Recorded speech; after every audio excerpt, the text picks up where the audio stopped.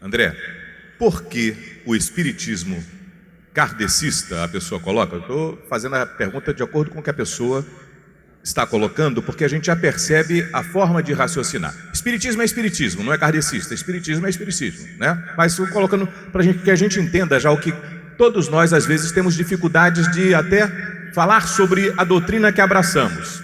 Mas a pessoa diz, por que o espiritismo kardecista não reconhece os espíritos dos pretos velhos, caboclos e orixás como espíritos de luz? Eu desconheço o preconceito por princípio numa casa espírita que segue as obras básicas em relação a certas entidades que são aquelas mais referenciais para outras tradições. Esse preconceito justificou o aparecimento da Umbanda no Brasil, que surgiu em São Gonçalo, na região metropolitana do Rio, a partir do desaforo que um médium ouviu numa reunião mediúnica por dar passagem a uma entidade das 7 encruzilhadas que o dirigente dos trabalhos repreendeu o médium por dar passagem a um espírito que não deveria se comunicar com erros de português e palavras muito, eu diria, desajustadas para o nível que se pretendia para a reunião. Em Loucura e Obsessão, se não me engano, foi nessa obra, psicografada por Divaldo, que Manuel Filomeno de Miranda relata a visita guiada, coordenada por Bezerra de Menezes, num terreiro de Umbanda, em que se observa a beleza de um trabalho cujo objetivo mais importante era a promoção do bem, um trabalho de cura, e os espíritas se surpreenderam, questionando Bezerra, dizendo, mas por que você trouxe a gente aqui? Porque aqui a gente está vendo na prática aquilo que na doutrina espírita entendemos como sendo o norte magnético da nossa bússola, a promoção do espírito a partir do exercício sincero e despretensioso da caridade. Então, mais uma vez, e me permitam dizer isso com a devida coloração que o tema requer, nós estamos nessa onda de intolerância que não é assunto apenas no Brasil, mas no mundo, revivando preconceitos que estavam, eu diria, atenuados e adormecidos contra as tradições afro-brasileiras.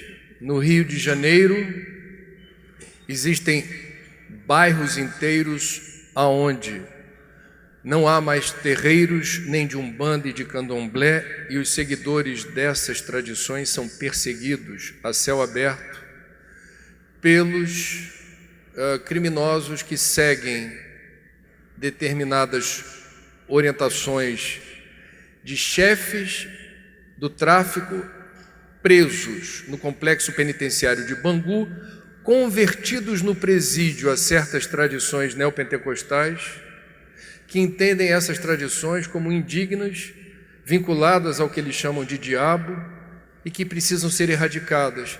E a partir da prisão, ordenam a seus asseclas que promovam violência contra essas tradições. Isso está acontecendo hoje no Rio de Janeiro. A pergunta fala de espiritismo kardecista, e quando isso vai parar na mídia, as entidades formais que representam o movimento espírita no Brasil, FEB ou Federação Estadual daquele perímetro, exige do jornal uma retratação dizendo: esse templo espírita, na verdade, não pode usar a palavra espírita, porque espírita alude a espiritismo original de espiritisme do francês, criado por Allan Kardec. E a gente não emite uma nota de repúdio à perseguição sistemática dos nossos irmãos candomblecistas e umbandistas.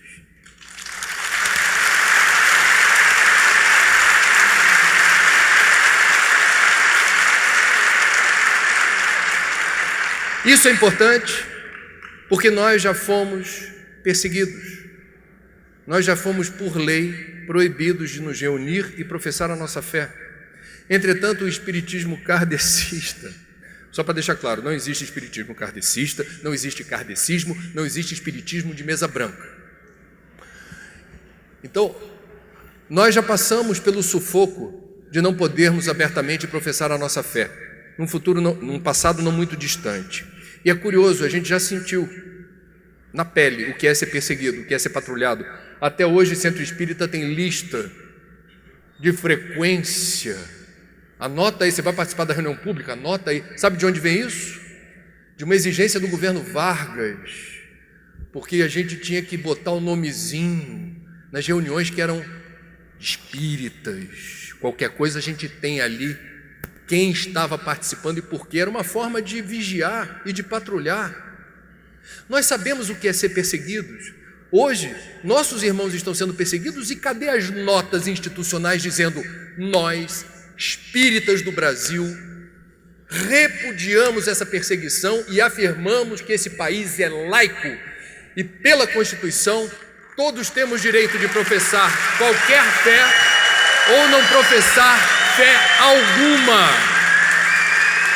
Estamos num ano eleitoral e certos candidatos à presidência não têm compromisso com o laicismo.